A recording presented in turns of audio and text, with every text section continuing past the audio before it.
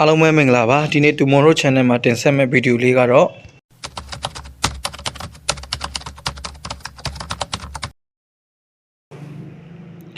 ကျွန်တော်ဒီဒါကတော့အသုံးပြုမဲ့ PDF file လေးပေါ့နော်ဟုတ်ပြီဒီ PDF file ကိုကျွန်တော်တို့က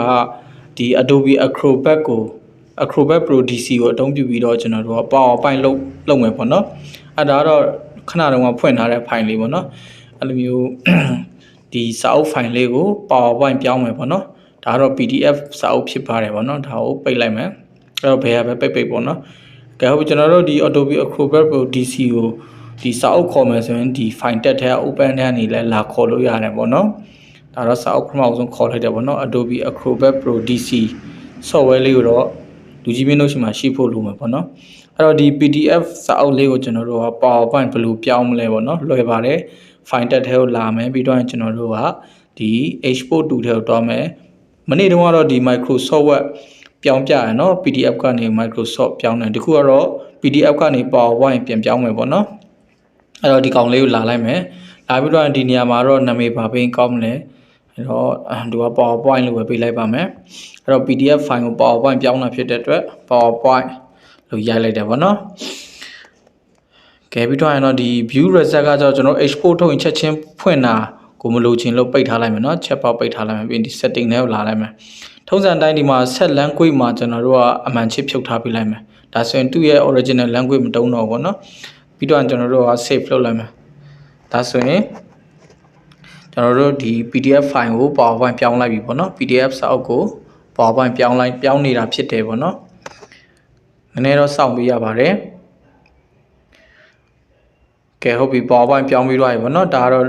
လက်ရှိ PDF file ကိုပိတ်လိုက်ပြီပြီးတော့ကျွန်တော်ရဲ့ဒီလမ်းကြောင်းထဲလာလိုက်တော့ဒီမှာရောက်နေပါပြီပေါ့နော် PowerPoint စာအုပ်လေးရောက်နေပြီဒါကိုဖွင့်ကြည့်လိုက်မယ်အဲ့တော့ PDF ကို PowerPoint ပြောင်းထားတဲ့အတွက်ဒီမှာဒီလိုပုံစံလေးလာမြင်ရတယ်ပေါ့နော်တူရနဲ့တူ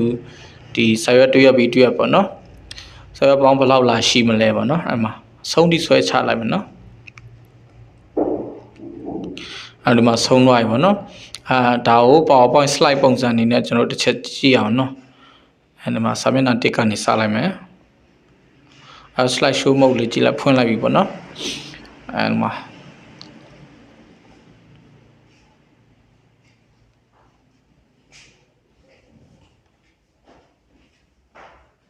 ကဲဟုတ်ပြီဒါတော့ PowerPoint လောက်ထားတဲ့ဟာကိုတစ်ချက်ကြည့်လိုက်တာပေါ့နော်ဒီတစ်ခါကျွန်တော်တို့ဒါကတော့ PDF file ပေါ့နော် PDF စာအုပ်ဖြစ်တယ်အဲ့ဒါကိုပြောင်းလိုက်တာ PowerPoint ဖြစ်တယ်ပေါ့နော်အဲ့တော့ဒီ PowerPoint ကိုကျွန်တော်တို့က PDF ပြန်ပြောင်းမယ်ပေါ့နော်အဲ့တော့ဒီ PowerPoint မှမဟုတ်ဘူးကိုရှိမှာလောက်ထားတဲ့ project PowerPoint မှန်သမျှကိုဒီ Adobe Acrobat ဆိုတဲ့ software တင်ထားရင်ဒီနေရာမှာလာပေါ်မယ်ပေါ့နော်အဲ့ဒီ Adobe Acrobat ဆိုတဲ့ထဲကိုလာပြီးဒီ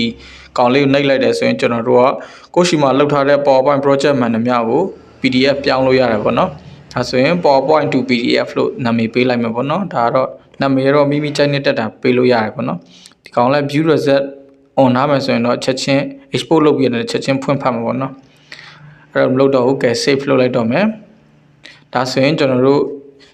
ရေးမှတ်ထားတဲ့ PowerPoint ကို PDF အနေနဲ့ပြောင်းပေးနေတာဖြစ်ပါတယ်အဲ့တော့မိမိ PowerPoint တွေကိုဒီဇိုင်းနဲ့ကိုဆွဲထားတဲ့ PowerPoint တွေကို PDF ဒီလင်းလန်းအတိုင်းလုပ်လို့ရပါတယ်ပေါ့နော်ဒါဆိုရင်သူအလုပ်နေတယ်ကဲဒါဆိုရင်ပြီးသွားပြီပေါ့နော်ဒီလက်ရှိ PowerPoint ကို PDF ပြောင်းလိုက်ပြီကဲတော့ကြည့်လိုက်မယ်ဆိုရင်ဒီမှာ PowerPoint ကို PDF ပြောင်းထားတဲ့ file ဟာဒီကောင်ဖြစ်ပါတယ်နော်ဒါလေးကိုဖွင့်ကြည့်လိုက်မယ်ဆိုရင်ဟောဒီလိုပုံစံဖြစ်သွားတယ်ပေါ့နော်ဒါက PowerPoint ကနေ PDF ပြောင်းတာပေါ့နော်ကဲဒီကဒီလိုပုံစံဖြစ်သွားတယ်နော်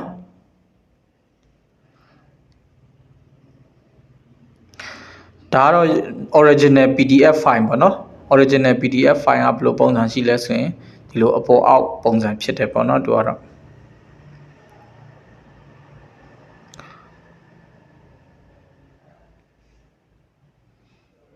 ဒီကောင်လေးကကြတော့ကျွန်တော်တို့ဒီ PowerPoint ပြောင်းထားတဲ့ဟာကို PDF ပြန်ပြောင်းတာပေါ့နော် PowerPoint နဲ့ PDF ပြောင်းထားတဲ့ file တော့ဘယ်ညာပုံစံပြန်ဖြစ်သွားတာပေါ့နော်အဲ့တော့ PDF နှစ်ခု original PDF ကပုံစံတစ်မျိုး PowerPoint ကနေ PDF ပြောင်းတဲ့ကောင်ဟာပုံစံတစ်မျိုးလေးရှိပါတယ်ပေါ့နော်အဲ့တော့ကျွန်တော်ဒီနေ့တင်ဆက်တဲ့ဗီဒီယိုလေးကိုလူကြီးမင်းတို့ အနေငယ်လေးနားလည်မယ်လို့မျှော်လင့်ပါတယ်လူကြီးမင်းကဒီဗီဒီယိုလေးကိုကြိုက်နေတဲ့ဆိုရင် sharing လုပ်ပေးခြင်းအဖြစ်ပါဝင်ပေးဖို့တောင်းဆိုရင်းနဲ့ဒီဗီဒီယိုလေးကိုဒီမှာပဲနှီးကုန်းချုပ်လိုက်ပါတယ်အားလုံးပဲကျေးဇူးအများကြီးတင်ပါတယ်ခင်ဗျာနောက်ထပ်ဗီဒီယိုတွေမှာပြန်ဆုံကြရအောင်